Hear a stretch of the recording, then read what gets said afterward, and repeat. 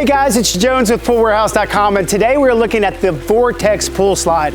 And when I say this is a big slide, look at the sheer size of this thing. It's over 10 foot 7 inches at the top of the handrail, and it is a massive slide. Now, it's packed full of features. We're gonna kind of dive into a few of those, but overall, I don't know of a bigger residential slide on the market today.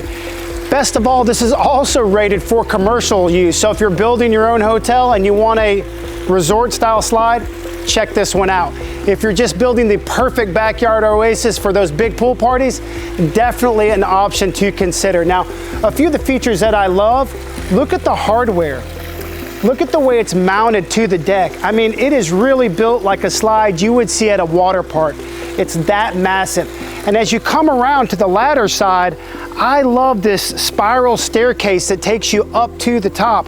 Now, this staircase can be substituted for a ladder. It'll save you a little bit of money, but if you have the budget for it, the spiral staircase just feels amazing. It looks amazing. And when you get to the top and you look down at that flume, this is 19 feet of runway before you're shooting out the front of the slide.